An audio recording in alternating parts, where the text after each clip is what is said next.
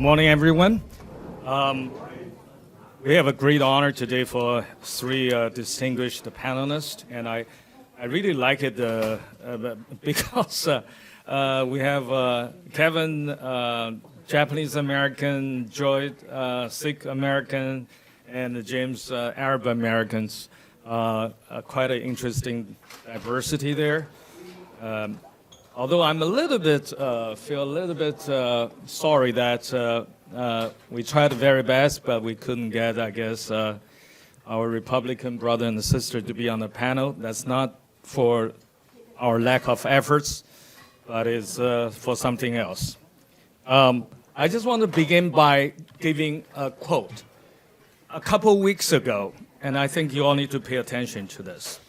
A couple weeks ago, Senator Eric Schmidt from Missouri in Washington, D.C., in a conservative conference, said, quote, "Our fathers brought forth a new nation, conceived in liberty and dedicated to the proposition that all men are created equal."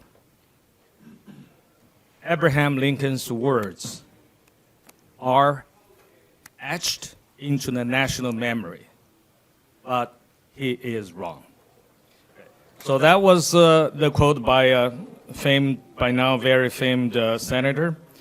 And I think I would say that I love that. I love it because now we could have a really truly honest, brutal and honest discussion and dialogue and debate on something that is the bottom line with all of us. Right? It is about race. As Jing Wu just said, it is about race. Well, you know, maybe in the past, we, either Asian community or others, we were talking a little bit, maybe too much, about race, or maybe about even our ethnic identity. We could do some soul searching and or reflections on that as a policy matter. But Eric Schmidt and the like are right now supercharging these race issues while they are attacking the liberals and the left for being obsessed with the race and ethnic identity. Isn't it ironic? I do believe there's a soul searching going on in the country now, and I do believe there's a soul searching going on among the liberals and Democrats, and I do think that there is also a soul searching among the API community.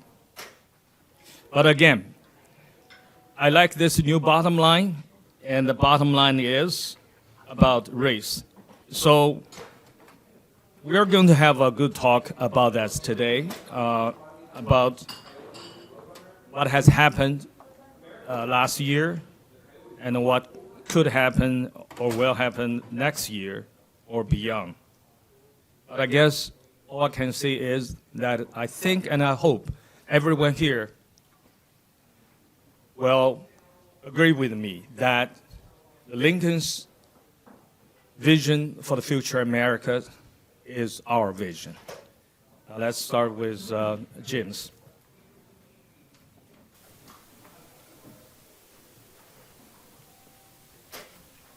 Thank you. I'm Jim Zogby, and I'm from the Arab American Institute, as I was introduced. And I had a certain set of remarks, which I will get to at the end, quickly. But I after Jean Wu, I just feel I have to tell you a little bit about Arab Americans, about my community, and about myself. I am, as I look around the room, maybe me and Jack are the only Caucasians in the room. And let me tell you why.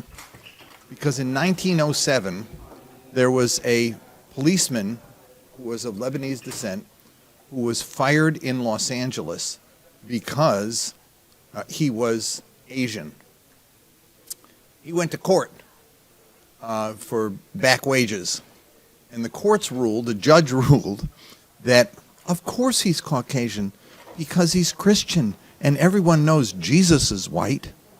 And so we got stuck with the Caucasian category ever since then. I don't know I don't know what to make of it, but hey, what the hell? No affirmative action, but we survived then for another 15 or so years in terms of the immigration numbers coming in until the 1920s, when after the famine during World War I in Lebanon, because the Syrians were, the Turks rather, on the Syrian side, blockaded the Mount of Lebanon, and the Allies blockaded the sea, there was a famine, and about a half the population of the country actually died, and others left. My family was one of the groups that left.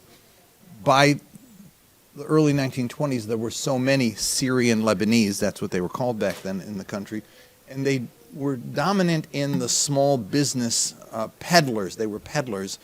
They were called trash because they were littering our cities with their horses, drawing carts and stuff. Senator David Reed from Pennsylvania, good Democrat, got a bill passed to eliminate Syrian trash from America. So we were frozen out for about 40 years of no immigrants coming into the country. My aunt wrote a letter to the senator complaining about it. He responded, and something that would have been on the Daily Show if it would have been around in the 1920s. He said, "Your letter is so articulate. When I spoke of Syrian trash, of course I didn't mean people like you." But anyway, my father, the rest of his family was here. He was the last one left in Lebanon. He did what an enterprising young Syrian Lebanese would do. He got on a job to work on a ship to Marseille, got a job on a ship from Marseille to Montreal, got off, walked across the border, and came in the country undocumented. When I got to introduce Jesse Jackson, I did one of the nominating speeches in 1984. I started it by saying, "I'm the son of an illegal immigrant. I'm going to nominate for president the great-grandson of a slave. Only in America could that happen." There is, and I think in every instance we have to remember, as per your comments, there is a dark side to America and there's a light side to America. We can never forget the dark side, because if we do, we become prey of being victims once again of that kind of evil. But we can also never forget the other side, which is the one that gives us hope that we actually can surmount these obstacles. So never give up both. When I hear people say, when I see hate rallies here and there, and they say, "That's not American," I say, bullshit, that is American. That's what we've done. In every generation, we've done it. But it's also not the only thing we are. It's also the America that elected Barack Obama. It's also the America that has rallied around people who are victims of hate crimes, etc. I will never forget, after 9/11, my community was traumatized. I'd already had 3 death threats. There were people, there was 6 who were murdered. "You look Arab," they said. "We're killing," and they killed Arabs, thinking they were killing Arabs. They were killing Sikhs. But pardon? The first hate crime, I know. It was in Texas, right? Yeah. It was a traumatic period. My office had police protection because we'd gotten so many death threats. But it was the Japanese American community mobilizing Asian Americans. I'll never forget standing in the Japanese American War Memorial, saying to myself, "It'll never happen to us because we have allies." When it happened to Japanese Americans, there were no allies. The ACLU late got into the game with a timid response. There weren't people mobilizing to defend you. We were defended after 9/11, and it made all the difference in the world. The death threats didn't stop, but we knew we had allies and supporters. Our history is one of exclusion. Our history is one of discrimination. Our history is one of hate. It is. Some of our people have risen to great heights, but I will never forget coming to Washington 50 years ago, trying to join the coalition for a new foreign and military policy, winning the vote twice, and twice being asked to withdraw because there were groups who objected to an Arab group being in the coalition. I remember in 1983, we were asked to serve on the National Steering Committee of the Martin Luther King March on Washington, and I was asked to withdraw because groups objected to the Arabs being in the march. That problem of exclusion comes from several, and it's changed over time. It was that we were trash, we were peddlers, we were littering our cities with our carts and our as the mayor of Dearborn said one time, ruining our darn good way of life. But that was one problem. The other problem was negative stereotypes and association of Arabs with terrorism, an association of Arabs with I remember people saying that my institute was petrodollar funded, and I said, Jesus, I wish we were. I mean, it'd be, look at my office, for God's sake. What am I doing with the money? But there were those associations of negative stereotypes that tormented us. I remember writing a thing on Arab Americans in television in the mid-1980s, not a single positive portrayal of an Arab on television. Not a single one. And that affected our kids. It affected the way we saw ourselves and the way others saw us. The other problem is, to be quite honest, Palestine. Because we have an affinity, in a sense, regardless of whether you're third generation or fourth generation Lebanese Christian or recent immigrant Egyptian, Palestine is a hole in the Arab heart that never healed. It's a story it is to us what Wounded Knee is to Native Americans. It's a kind of when we see the story or hear the story, it says, they're people like us. That could have happened to us.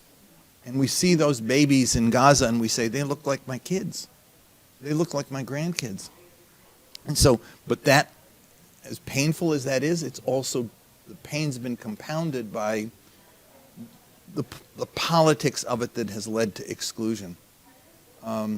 Last year's Democratic Convention, an Israeli-American family speaking about their loved one, a young Palestinian-American woman from San Francisco who'd been a supporter of Kamala Harris, who'd given her money from the time she was a district attorney, who had family in Gaza that had died in the bombings, had been killed in the bombings. They wouldn't let her speak at the convention because it was too controversial.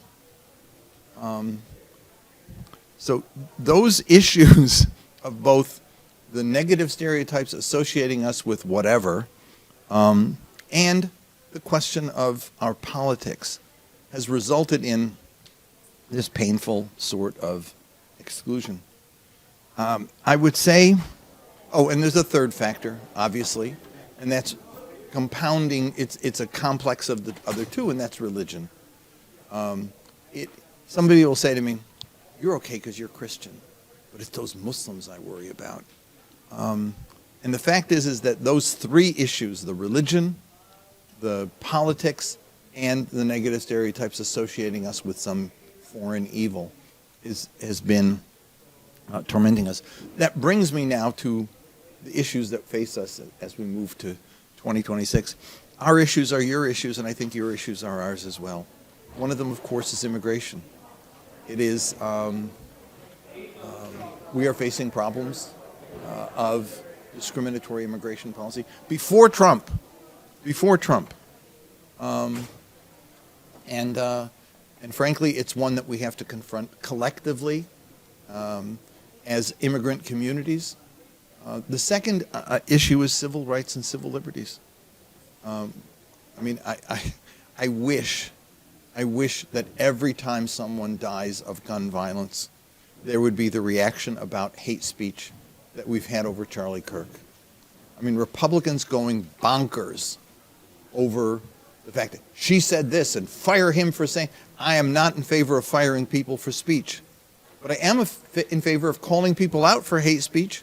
As I testified before the U.S. Civil Rights Commission in 1985, after a colleague of mine, Alex Oda, was murdered in his office, the FBI still hasn't arrested the guy who did it. We know who did it. But they still haven't arrested him. I gave a speech and I said, I spoke to the Civil Rights Commission and I said, look, sticks and stones will break my bones and names will never hurt me, but Names may cause other people to want to hurt me. 4 people have gone to jail for threatening my life in this century, since after 9/11. And in every instance, their speech was motivated by others who have written stuff about Zogby's this, Zogby's that. They threatened me, they threatened my family. Zogby, you Arab dog, will murder you and slit the throat of your children. That's the kind of thing that we've had to deal with. And so I am not in favor of controlling speech, but I'm in favor of calling it out. And I'm in favor of prosecuting people when speech crosses the line into threats. What we're now seeing a situation where people are being censured, fired from jobs, simply for things that they've said that are in some cases just banal. And the final issue, and I think, and even though it's not a question directly related to many other issues, but is central, I think, to our policy debate right now, and that's the question of Palestine. It's not just that we have a genocide playing out before our eyes. We're seeing it every day. I go to bed at night and I think, is nobody going to do anything? Not just here, but in Europe, in the Arab world, in the rest of the world.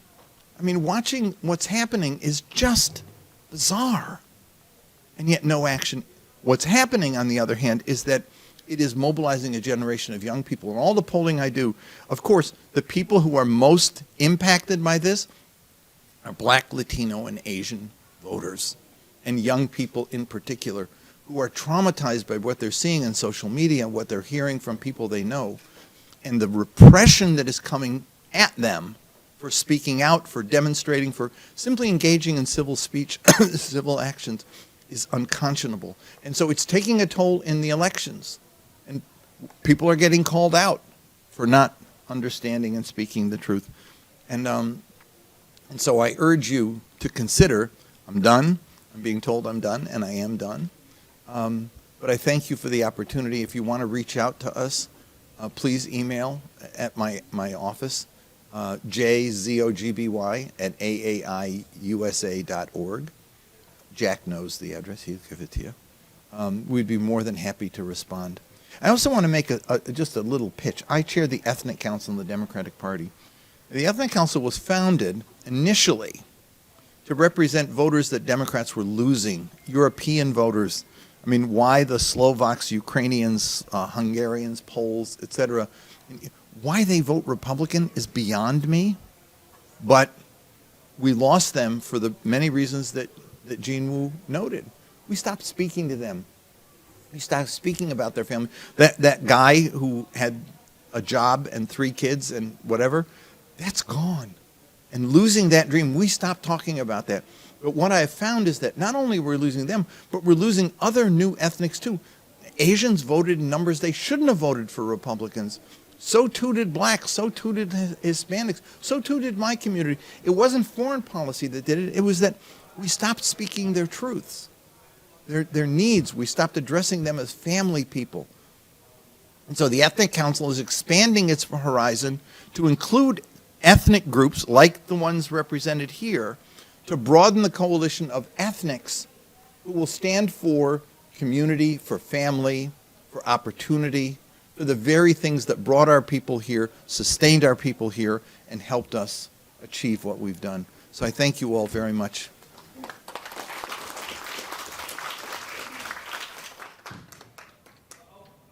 Yeah, you can use the mic if you don't want to go up there. So I'm back. Saw many of you in the morning. Brief background, again, I'm Jyot Singh. I'm from Atlanta, Georgia. I run my own political consulting firm, running campaigns, public affairs campaigns, political campaigns, fundraising, communications, paid media, and all the above. So I was asked to talk about preparing for the 2026 midterms.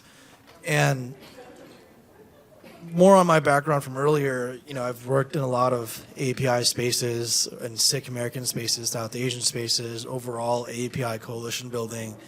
And I want to, briefly give an overview on one, my home state of Georgia, what we've done since 2016, since I've been active down there. And in 2020, I'm sure you'll have the data as well for us. And the tactics that went behind, successful South Asian API candidates and statewide efforts in Georgia to help determine the presidency for President Biden in 2020. We flipped that state after over 30 years of being a red state statewide, and we won 2 U.S. Senate races, and we maintained Senator Raphael Warnock's seat in the special election a year or two after. So tactics in preparing for 2026.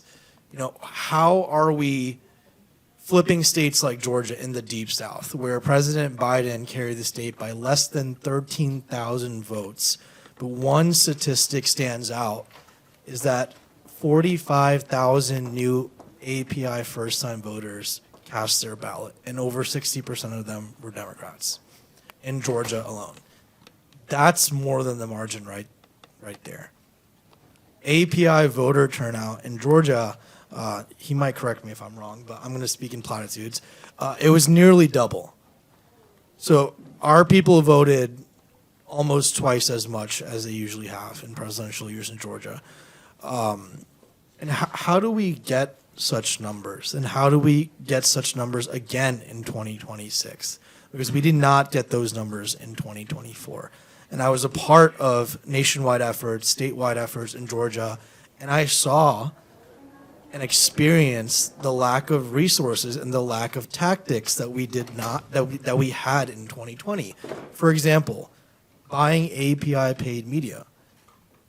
Through my firm, we ran ads, millions of dollars of ads in 7 different API languages in Georgia in 2020, and some in 2024. But that spending that went into targeting and talking to our communities where they're at, and in Georgia, we have the highest number of Koreans, the highest concentration of Koreans in Southern America, right? So we were buying ads in the Korea Times and a multitude, probably a dozen different Korean print and online outlets, right? But the money that went into talking to our communities where they're at, and Desi outlets, Chinese outlets, all of the above, 7 different languages through like the largest API 501c4 that I do the ads for, right? That spending was abysmal in 2024.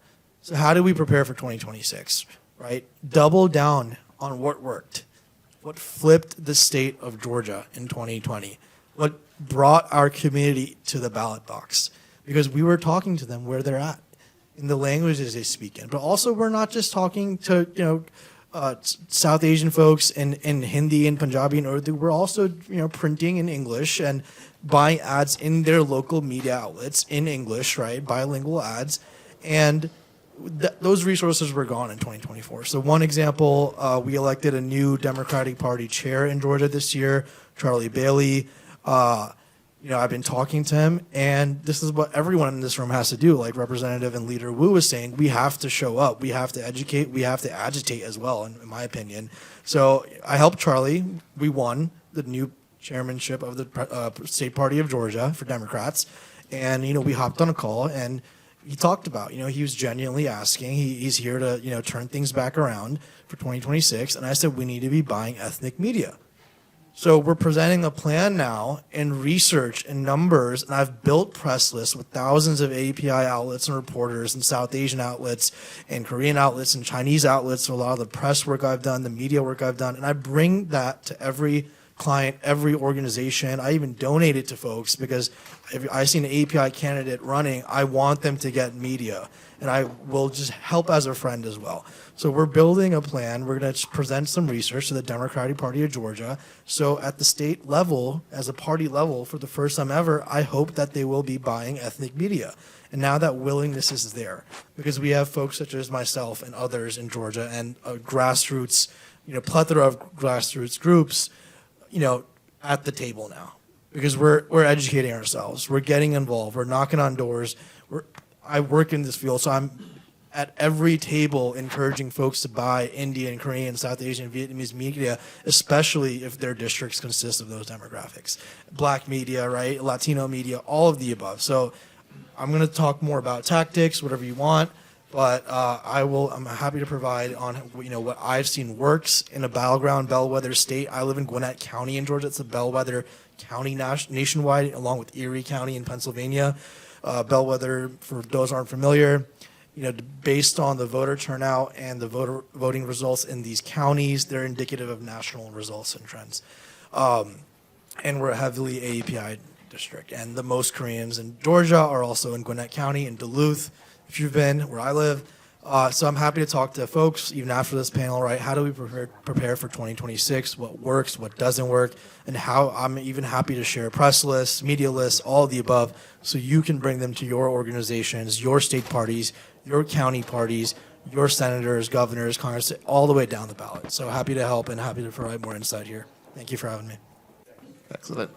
Hi, Kevin Hirano. I'm the Deputy Director at APIAVote. It's an honor to be here. Thank you so much for the invitation.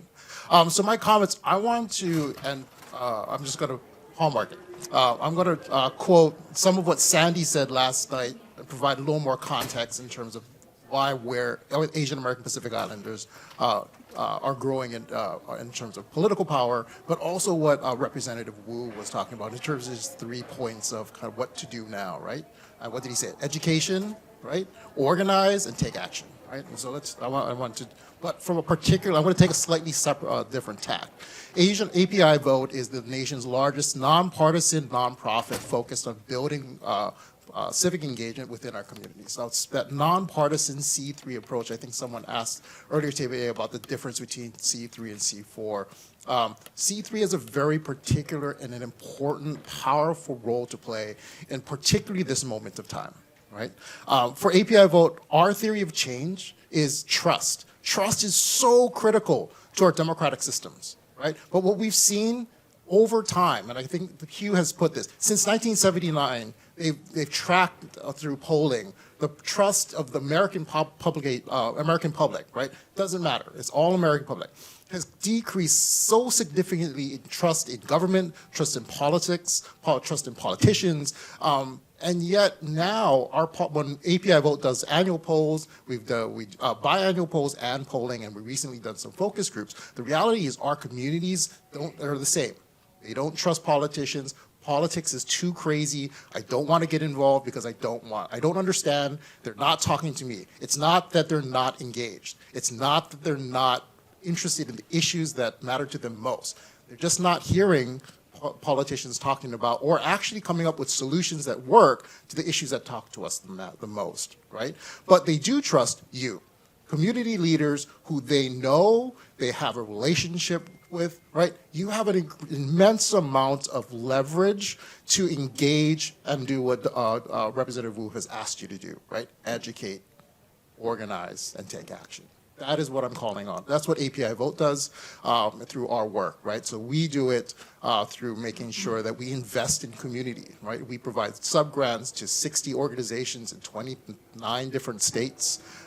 We do it by building a pipeline, right? Leadership pipeline with our youth programs, with investing in community leaders to have them understand that regardless of what you do, whether it's social events, whether it's providing healthcare access, whether it's providing legal immigration access, there's a way for you to incorporate those activities with civic engagement. And it really doesn't matter about your immigration status either. Right? The beauty about America is that everyone has an opportunity to have their voices heard, but voting is really reserved for those who have that kind of status, right? But we all have a role to play, right? So let's get real about what the numbers are. Sandy mentioned last night, and I think Representative Wu would also mention, we are doubling our population, right, every year, right? I think Sandy had mentioned by 2050, we're going to be like 40 million people, right? Okay, so in 2024, every single racial voter bloc had decreased its voting between and when you compare them to the turnout in 2020 and to 2024. The Asian American Pacific Islander voted actually decreased its most by 7%, right? We had a 7% decrease in terms of voter turnout between 2020 and 2024. Let's put some context into that. The reason why we decreased so significantly in 2024 than 2020 is because the number of eligible voters increased by 15%, fastest growing of any racial group between 2020 and 2024. There were a total of 15 million eligible Asian American voters. 15 million. In 2020, there was only 10.6. 5 million more people voted. But how many people voted? We had about 6.7 million people vote. That delta is our opportunity, right? The challenge for us now is we are in a hyper-political situation, right? And yes, I was inspired by what Representative Wu heard, but most of our community doesn't care. They don't, that's not what they're worried about. In the polls that we just did, we did 2 focus groups. We have important elections happening in New Jersey, and we have important elections happening in Virginia, right? We had 2 focus groups, one done in Korean for 50-plus voters, and one with 35 and younger. The top issues, it doesn't matter what age group or where they were, economy, and their actual understanding of the impact of tariffs, right? Access to healthcare, education, and infrastructure. Those were the things that we asked them just openly. What were the issues that mattered to them most? Now, it's not to say that I highlight that is because on one level, our voters are like every voters. They want to be heard, they are educated, and there are issues. You have to be able to utilize your role as a community leader to reach them where they are and then activate them on the issues that they care about most. That's the hardest part. That's really the hardest part. But the opportunity that we have in order to really win elections is vast. I think Joe mentioned was perfect. Asian Americans are the margin of victory. I think Representative Judy Chu has uses this all the time. Asian Americans are the margin of victory, and we are. Elections down the ballot from president all the way down to city council are being won by such thin margins that I think any one of you, your families and friends, your just small clothes, could actually sway an election regardless of where you are. And so that's, to me, that I'll say, and then I can answer anything else. We are running out of time, and I was told we have to wrap this up in 5 minutes. Okay, so we have to forego the question and answer, and the other questions kind of we are prepared to answer. Now, so each of you, more or less 1 minute, okay, and then we're done. My question to you all is that in 2016, more or less 65%, and you guys are data numbers, guys, and 65% of API community voted for Hillary Clinton. 4 years later, 2020, about 60% more or less, again, voted for Democrats. And last year, I think it's down to 55%. So tell us what's going on in the past, and what do you think we should do next in 1 minute? Yeah, really quick. So I think the quote that Asian Americans and all voters of color are voting Republican is a half-truth. The Republican Party has made significant progress in reaching Asian American Pacific Islanders and people of color. However, a larger portion of both parties have lost support to a center, either not party affiliated or just being independent, right? And I think from our polling and our research that's a reflection of what I just said. This hyper-polarized situation where that combined with the lack of trust in politicians that they're electing requires us to take a different tactic.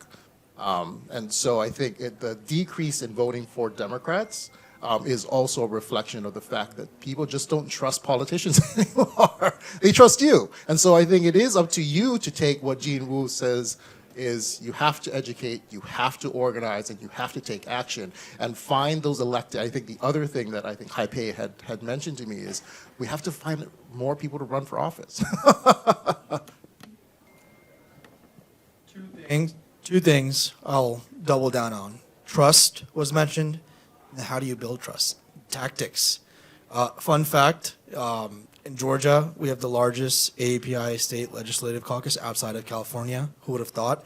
But it's because we organize local, right? We build trust in those communities. We take candidates to Korean churches, to temples, to Sikh gurdwaras. We buy ethnic paid media in those languages these communities speak in. We don't just talk about immigration, right? We don't just talk about the stereotypical issues that sometimes, I'll just say it, white paid media consultants will push onto communities, right? Because they think that's what we want to hear. We talk about the economy. We talk about what's going in your wallet, right? We talk about issues that everyone cares about, kitchen table issues. So to build that trust, you have to employ the right tactics. You have to be in the room, right? Again, I'm happy to share press lists, media lists, right? Any questions you guys have, any organizations, but tactics to build trust and being intentional about that. That's how we get ready for 2026. That's how we win back our community and let them know we're fighting for them, that you're fighting for them, and we're fighting for them in Georgia. And then that's how, me as a Democratic political consultant, we flip back the House, we flip back the Senate, and we win back the presidency in 2028.